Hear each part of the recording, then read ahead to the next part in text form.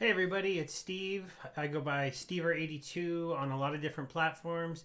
And as you can see, I do a lot of posting about different crypto games where we get free NFTs. Just a few of them I play are Splinterlands. I also play Townstar. I play Rising Star. I play a few others that I'm kind of forgetting about right now. Holy Sword and Alien Worlds is a wax one I've been getting into that it's kind of new, so I haven't really done a video about it yet. But today I'm going to go back to probably my favorite and most profitable one, and that's Splinterlands. I do the most videos about this because they have a really good community on the Hive platform, and if I post my videos there, I get a lot of support. They also do weekly challenges for people to do these kind of posts, and so that's what we're going to be doing today. I've done these quite a bit. They're the Share Your Battle, where they do themes of either a certain team or a certain rule set sometimes, or a certain monster. And so this week they went with Dragon Summoners, which is kind of interesting because unlike most weeks where the battles could be a little repetitive, you could see a lot of people using the same kind of setups for a certain card or a certain summoner. This gives us an opportunity to use a summoner that adds damage, removes damage, does nothing but only costs 2, adds range damage, adds magic damage, or makes everybody fly.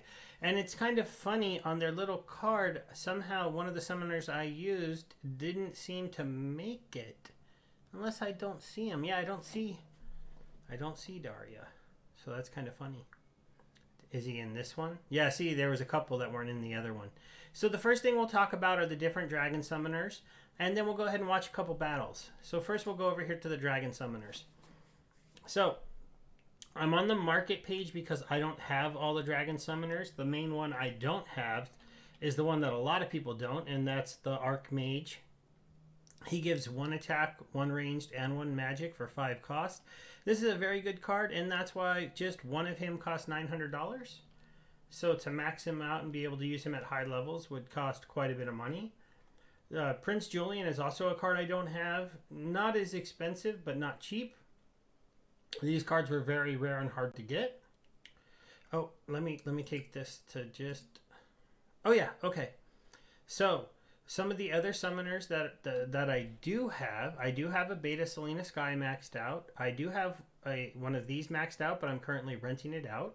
I also have this one, and I have Daria. And we'll just go over what all of them do. So this is the new rewards card summoner, 3 cost epic and does nothing. But he only costs 3, so it's an interesting card. I don't know if it's as useful as some of the other cards out there, other than the fact that it is an epic summoner, and at the lower levels that can make a difference in what level monsters you can summon. So when you're competing in, like, I think bronze, if you use an epic summoner compared to somebody using a rare summoner or a legendary, you can summon monsters that are slightly higher. That's the only real use case for this guy. But he is a 3 cost summoner for the dragon team that you can use in lower mana matches, and is really, really cheap and easy to get. That's because he's a rewards card. This is the one from the Untamed set. This one gives all of your monsters 1 armor, which is pretty cool for the dragon team because they don't have a lot of armor, and a lot of their monsters have a lot of life, and even having 1 attack not hurt them. You know, armor can win you a game if it's in the right situation. The Dragon Scale Mage Summoner, so this one gives +1 magic. He can be real devastating in high mana matches. His +1 magic is designed, to be used with any team, and so you can combine him with some teams that have really good magic cards that don't have a summoner that does this. I like to use them with the Death team. I feel like they have a lot of really good mages. Other people might just use them with blue, but blue already, has a summoner that does this, so that's kind of only if you wanted to add in a few dragon mages. The life team is getting very interesting with some of the newer cards that they have, so this guy can combo and just bring some mage teams that you don't normally see.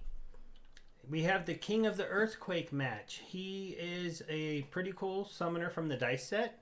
This one was a promo. So a lot of people do have this. They gave a lot out. This one's from the dice set. He makes everybody fly. For 4, the only real use case for sure is earthquake matches. And maybe, I mean, I've seen some people try to use him in some other matches. If he's the only one you got, he's not bad. He can, making your monsters fly doesn't make it harder for them to be hit, but that only applies if the other team isn't using magic, and it doesn't seem to make the same difference as speed. But if you're using fast monsters that don't fly, then that creates an interesting dodge combo. Daria is the one that gives +1 attack. This card used to be a rewards card. As you can see, even though it was given out for free, they do cost a whole $1.59 now, which is pretty good. I have a couple of these maxed out, and I'm pretty glad I do. I rent one of them out, I play one of them, and I have a couple other ones just sitting around. Then you have the new one from the new set. She's a little bit more expensive because she's from the Untamed set. Camila gives a -1 attack, but only costs 3. So that's kind of nice to maybe help you fit like an extra monster in play. It's also a pretty cool because it's in the Untamed set for the Dragon Summoners. So you really need this if you're going to be playing in the Untamed tournaments. I actually have been meaning to cancel my rental of this card, but I keep failing when I try. So I got to figure that out. But I'm getting an okay return on it, so I don't terribly mind. But every time I cancel it, and I think I cancel it, all of a sudden it's rented out again. And I'm like, okay, I thought I revoked that card and took it off the market. But strange. Selena Skies, the OG. Here's the Alpha Selena Skies. I have a beta maxed out that I went ahead and just purchased. And I would say while they're still here, it's not the worst card to do. The reason why these two are kind of an interesting combo is because they only cost 3. Same as him. But they each do have a rule set. And so you can use them in a lot of different combos. And the +1 ranged, that can be used with a lot of teams. There's some great earth combos with her. There's really good life combos with her. There's just a lot.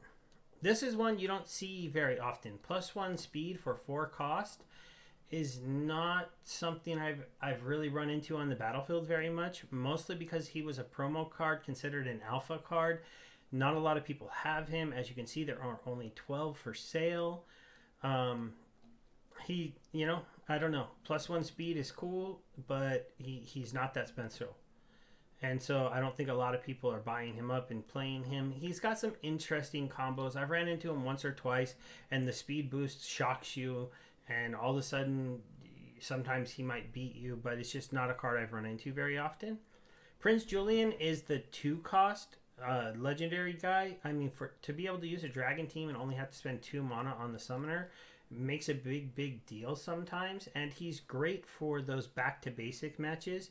I feel like he got a little bit less important when this guy came out, because a 3 cost to a 2 cost, yes, it matters in those lower mana matches, but only in those like maybe 13 to 19. After that, you could still do a pretty good team with a 3 cost summoner compared to the 2 cost summoner.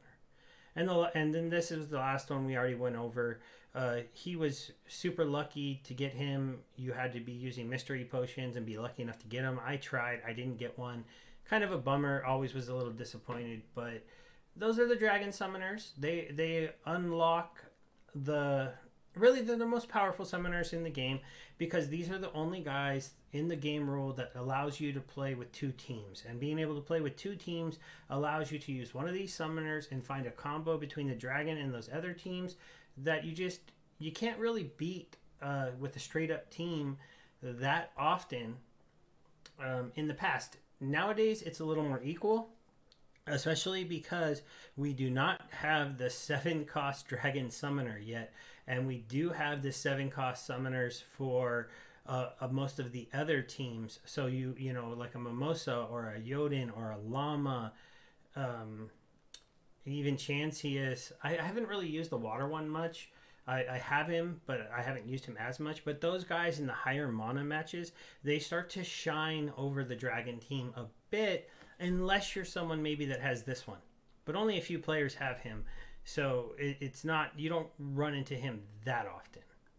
All right, let's go ahead and get to the battles now. I know I've already been rambling about all those summoners for a little bit. So I have 2 examples to show you. I have one with Selena Sky and one with Daria. These are the two that I use the most often. I don't really have any of the other ones maxed out yet besides my Camille, which is being rented out. So I'm going to just show you one where somebody wasn't really paying attention. So in this battle, sorry, my guildmate, I don't know if you were even here. I could have been playing a bot, but you're going to be featured here because I had a really nice win here and a combo that I like to use, so I wanted to show it. So I do combo this card with the Death Team because I do feel like the Death Team has some pretty strong melee cards, even if they're kind of lower level, without the ability to give themselves buffs as easily. There is the new epic 1 cost that has Inspire, which is nice, but still, if it allows you to see here how it can be kind of nice to get that extra attack for this team. We'll go ahead and pause it here really quick. So this was a melee only fight. So we were looking for monsters with opportunity. This is always a fight where you want monsters that everyone can attack from the back row. He was playing one with heal in the last position and retaliate. If you don't have an opportunity monster or a sneak monster to put on the board, this isn't the worst combo I've ever seen, because he's hoping he gets some retaliates and takes my people out, and that can happen. I went with the combo of the melee monster that has a heal on it. He is the only one that has a back row heal, I believe, and is a melee monster, so that can be played here. There's plenty of them with self heals. I didn't actually run into like this one, but there's not a lot that'll heal the tank or heal himself when he gets into that first position. So I went ahead and went with this combo. We'll go ahead. Oops, I won. If somebody hung out to see that, you could have a little chuckle at me in a comment. We'll go ahead and bring that back up, and we'll watch the fight this time, and I'll speed it up. Oh, kind of an interesting little mess up here, right? That's always funny. Let's do a quick refresh. There we go. All right. I do feel that this summoner is good for melee only. It allows you to get that extra attack for all of your monsters and gives you access. This is a really good card in a 20 mana. I was really going for lower mana cost than attack, which I did on 1, 2, 3, 4 of my monsters. The only one who wasn't was the one that's the healer. And I wanted to have that scavenge to help out. So you see there, he did get 1 retaliate, so that was pretty good. But I did get him off the board. He didn't get a retaliate there, which would have been devastating. I got a poison here. That poison was really clutch because now that monster, I don't have to worry about, after that miss, him possibly attacking before my skeleton. That keeps my skeleton on the board. He gets another poison. I get a miss there. You kind of expect that miss, but this sets me up now to have a guy with a pretty good amount of life, and I just needed to land one more blow, and I did, and I won. And it was a nice solid win, without a doubt. Now we'll go here. This one, oh look, I bugged out again. We'll just refresh it now. So I ran into a Camille here. And that wasn't as big of a deal because I did not play a lot of melee monsters. I only played this one.